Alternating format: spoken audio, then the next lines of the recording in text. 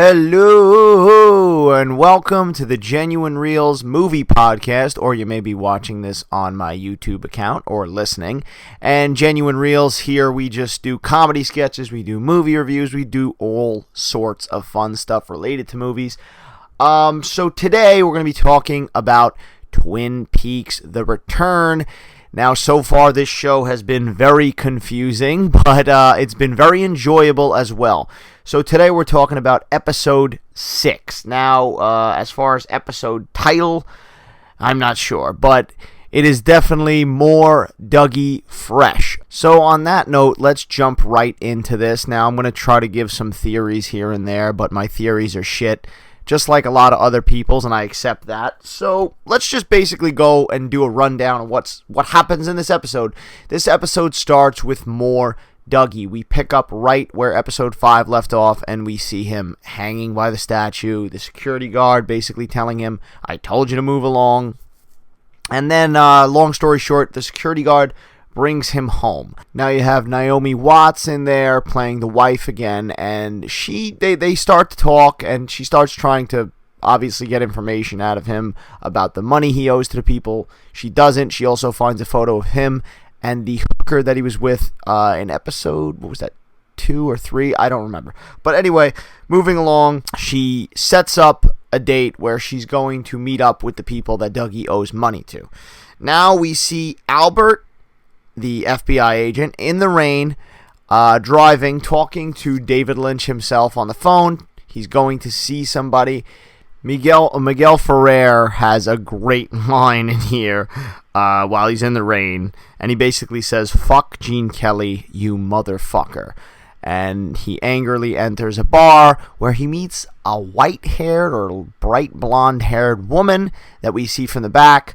He says Diane, which of course, Diane being the secretary to Agent Cooper, the name of which Cooper records all of his diary entries into his tape recorder in the previous seasons of Twin Peaks. So we see that this is Laura Dern, which I heard some theories that that's perhaps who she was playing.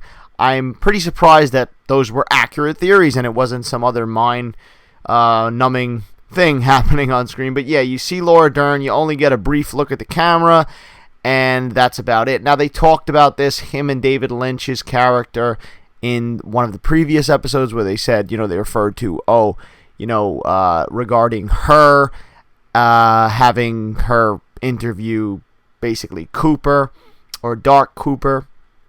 Now we go to the smoker. The smoker, because I don't know his name, he was in the bar in the previous episode, and he was the one who was getting all touchy-feely with the young girl and smoking under the non-smoking sign. Now, the smoker is trying drugs, which seems to be trying drugs in some kind of warehouse in Twin Peaks, and there is a bodyguard with a gun, and then there's a man who we'll just call Karate Guy. Now, Karate Guy, he reminds me a little bit of my father because he just does karate randomly. Now, I call it karate because I really don't know what else to call it. He's doing a lot of, jabs and hand movements, sort of like Elvis, and they're basically talking about some kind of drug trafficking. He seems to be the big man on campus. Now, one thing I did notice is that the smoker, who was really an intimidating figure back in the episode in the bar, he's kind of, softened a bit. He kind of shows that he's really just this nervous kid, and he's obviously influenced by the drugs he's taking, but you see that he's really not the threat that we thought he may be. And also you have a moment where the main drug dealer, the Karate Guy, says, "I'm going to if you screw me, or if you try to screw me over, I'm going to saw your head open and eat your brains." And then there's this weird moment with magic, a coin, a dime, and you really don't know if it's magic or if it's just the experience through the eyes of the smoker being high. So now we have him. He leaves there angrily because he's been called kid a couple of times. Now, Harry Dean Stanton, who you would know as Carl Rod in Twin Peaks Fire Walk With Me, the owner of the trailer park in there, he basically shows up, and he's obviously very old. they show him leaving the trailer park and going to just rest in a park. So he basically goes there to relax and whatnot. And then we see the Double R Diner, and we see a laughing waitress talking to a heavy-set woman who is presumably a teacher, because she's talking about kids and how the kids are acting lately and whatever, and having pie and all that.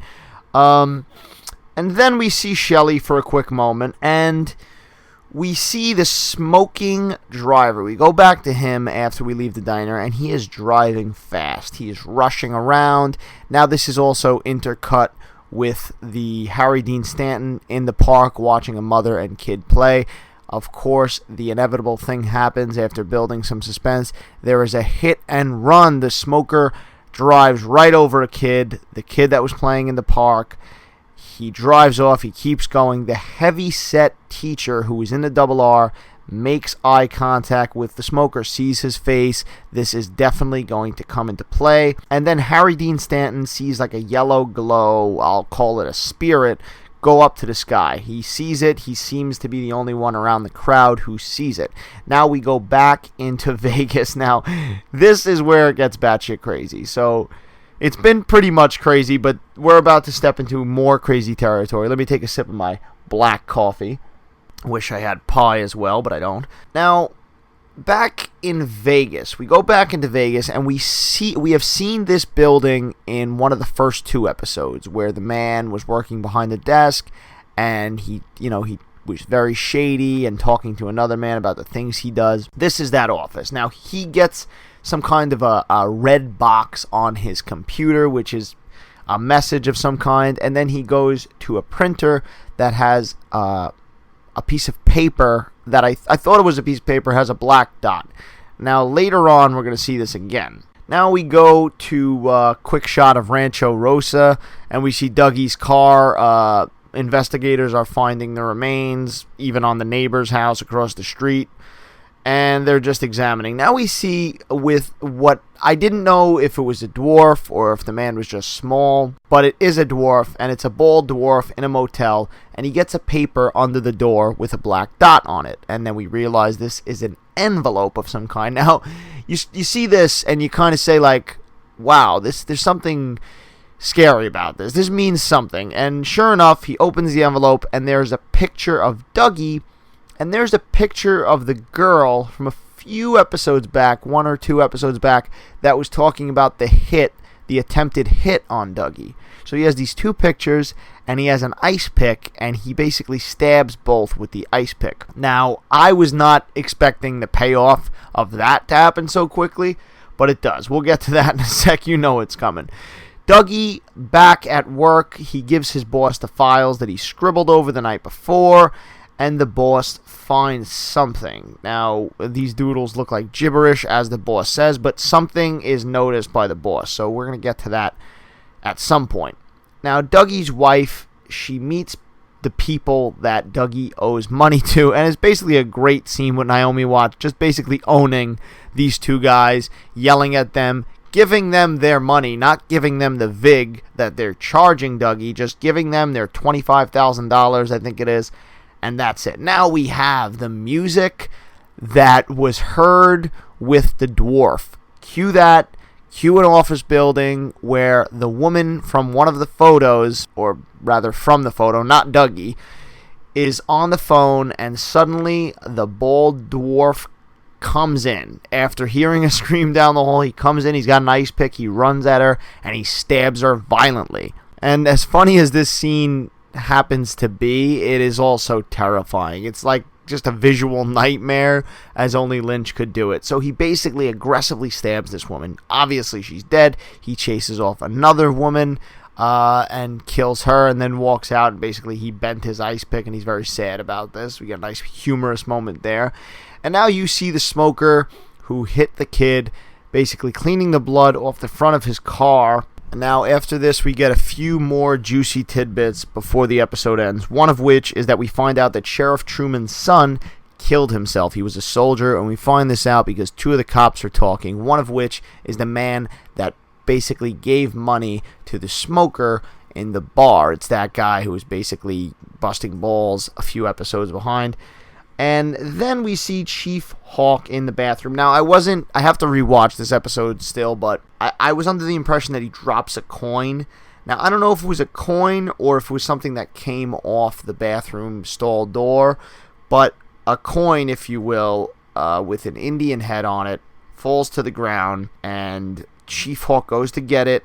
He notices the button or screw on the stall door, and then notices that it's a little bit unhinged, and he starts to peel it back. Now, we also have the same officer that I just mentioned come in for a second, look around. Does sheriff know you're doing this? Leaves. And Hawk basically rips this down and finds, I don't think it was one piece of paper. It might have been two or maybe even three pieces of paper folded up inside of this. Now, we don't find out what is on this paper, but I cannot wait till next week. And that's basically the cliffhanger, if you will, because then we're back in the bar, we get some great music, and then the episode ends. Now, what does this all mean? I do not know. Obviously, this relates to the log lady telling Chief Hawk that this relates to something with your heritage, Agent Cooper. Now, what is this letter? Obviously, the heritage thing comes from the coin or button or screw, whatever it was, with the Indian head on it, and there is a note. Now, is this note from Agent Cooper? Is this something? Let's theorize now and not make any sense. So, I think that perhaps this is a letter written by Agent Cooper, some kind of help me out kind of thing. Maybe when he was taken over by Bob back in the day, back at the end of season 2, maybe he had some piece of himself left, just like we kind of see when he smashes his head into the mirror in the season 2 finale. Perhaps he had a little bit left in him. He maybe scribbled some information and hid it somewhere. Or perhaps it's something else related to just Agent Cooper's information. Perhaps he knew something that he didn't let anyone else know. So I definitely feel that it's Agent Cooper related from his own words. I don't know if anybody else would leave that note. But overall, I enjoyed this episode a lot. The episodes, like I said earlier, I think they've all been good. They've all been entertaining. But they're all keeping you hanging on every week, where you're getting the drips and drabs of information, and then you're getting a lot more mystery than really answers. You're just getting new mysteries unraveling, new characters, and I'm liking it. I do, like I've said in the past, if you listen to other podcasts or my other YouTube videos, I hope it pays off and it all is leading to something. With Lynch, sometimes I know that he could go either way. It could pay off, or it could just be like, hey, this was a big distraction because this is going to happen now. So, I don't know. I definitely liked the episode, though. I enjoyed it. I think it was... I'm noticing the trend now that, especially with episode 5 and episode 6, they're becoming a little bit more structured, as far as, like, they're not just jumping around the whole episode. They're settling in a little bit. They're telling a little bit of one story, and then they're telling a little bit of another story, which I think in the earlier episodes they were just kind of like throwing you all over the place. I'm really looking forward to seeing what happens with this letter, though. This was a great ending to the episode. Definitely keeps me wanting more. I am curious to see the outcome of the smoker and what this all means. I mean, because, like I said, he was more menacing in the earlier episode. Now in this one, it seems he's just kind of just a pawn. He's just kind of like a shithead, basically. A shithead young kid, drug dealer, whatever the hell. So I'm curious to see where this is all going, like everyone else. I am also very excited to see Laura Dern as Diane and to see what answers she gives us about Agent Cooper, about helping to solve what the hell happened to Agent Cooper, because this is someone who probably has a lot of insight on Agent Cooper, more insight than your average FBI agent or friend, and I definitely like to see where that goes. It's great having her in the cast, and what a perfect role for her to play, being the great actress she is. I'm interested to see how the character ends up. Now, as far as that, that's pretty much my rundown of episode 6. Definitely liked it. Enjoying the season. We got 12 more episodes. This is like, I constantly think this when I'm watching this. I'm kind of like, oh man, now we got 13 episodes. Now we got 12 episodes. I'm constantly looking at the time too. This is a show, and it reminds me, it's funny, like I haven't watched a show like this in a while that I was like counting every minute and just like trying to savor it in that hour. You know, we got spoiled with the first 4 episodes because, you know, the first 2 aired, and then we had 3 and 4 back to back on demand and whatever. And now it's like we're getting one at a time, and before you know it, the episode's over. It's like you want all these answers, and before you know it, the episode's over. I'm definitely going to watch this episode again, give it another look, a close eye. But guys, let me know what you think of episode 6. How is Twin Peaks: The Return going for you? Are you enjoying it? Is it a disappointment? Let me know in the comments. If you're not listening on the YouTube, then let me know on Facebook, on Genuine Reels Facebook. Check out the other videos on YouTube. We do some comedy sketches, like I said. We do movie reviews. We do some fun stuff. And also check out the other podcast. And if you're not listening to the podcast, go check out the podcast, because we do fun movie-related podcasts. You know, we might talk about Roadhouse, me and my brother. We'll talk about Kindergarten Cop for an hour. We'll talk about Halloween 3, me and Marie. And we have a lot of fun with it. We have a few laughs. We break down crappy movies, and we talk about some good ones too. So check that out. And thanks for listening, and thanks for watching, guys. Talk to you soon.